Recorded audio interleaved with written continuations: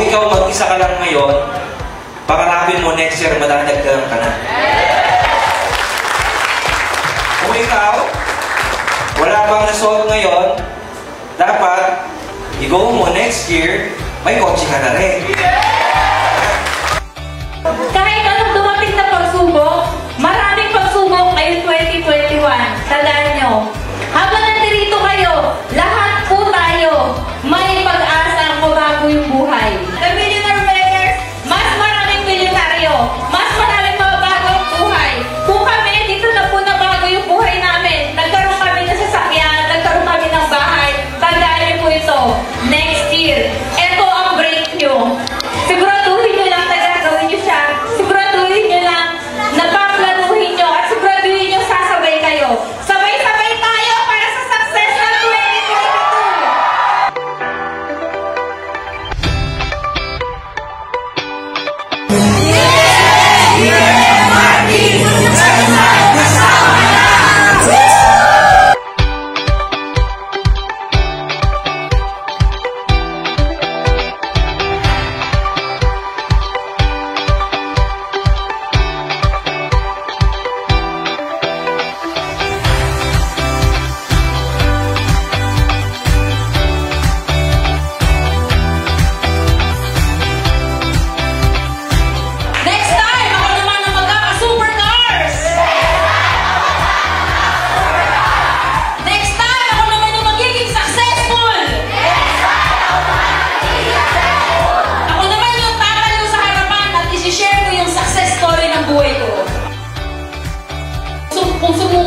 7 years na pinagdaanan namin before, baka hindi ganito yung buhay namin.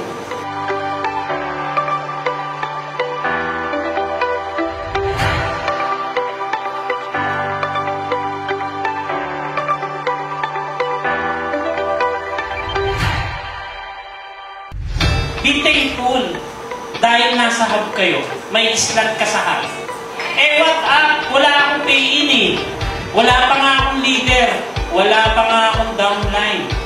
Diba? Minsan nga sinasagot pa ako ng upline ko sa mga ambagan sa hub. May ganun ba? Yes! Kailangan mo pa rin mag-thankful kasi sa dami ng tutulungan, bakit ikaw? Baka kasi, kaya ka na andun sa hub. Baka kasi, naka-line up ka na para maging successful ka. Ako naniniwala ako na kaya kayo na andyan, malaking bagay kayo sa TNM. Alam nyo ba, hindi sila nakatingin sa production. Ang tinitignan nila, alam nyo, gaano kayo nagsisika para maabot yung pangarap niyo.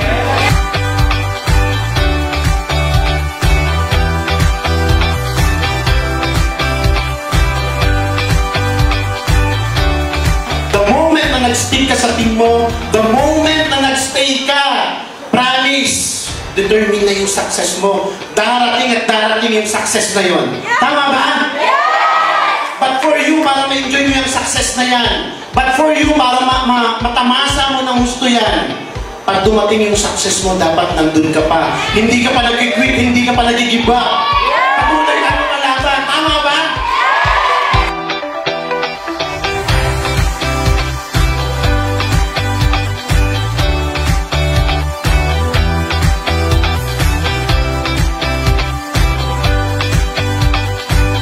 Ang nakakatawa, kahit anong estado mo sa buhay, kahit hindi ka nakapag-aral, sa panahon ngayon, hindi mo na kinakailangan makapagtapos ng pag-aaral para lang yumaman.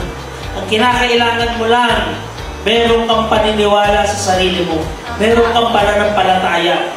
Na kahit nahihirapan ka ngayon, one day, pag hinataw mo to, pag pinagigilan mo to, pag tinarabaho mo to, kung ano yung nakuha ng mga upline dito, yun din ang makukuha mo rito.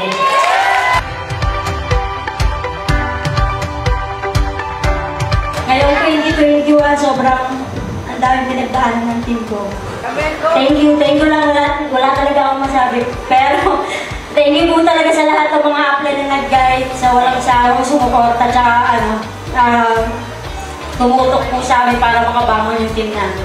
Thank you sa inyo, thank you leaders, thank you Balia, thank you sa inyo lahat.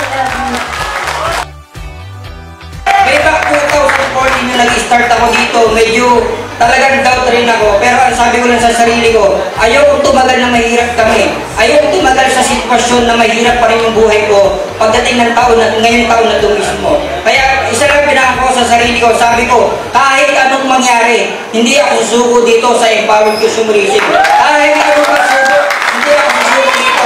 Kaya sa akin lang guys, ipunan ko sa lahat. Huwag niyong titignan kung anong sitwasyon nyo ngayon. Ang tignan nyo yung sitwasyon na nagsasalita ngayon. Huwag niyong titignan yung sitwasyon ng mga tao lumalabas. Yung mga kasama natin sa office staff ng mga lumalabas. Ang tignan nyo po, yung mga tao nag-stay dito at yung mga taong nahirapan ng tulay, yun po yung mga na-award ngayong araw na to. Kaya congratulations po sa lahat. Wala na po sasabi.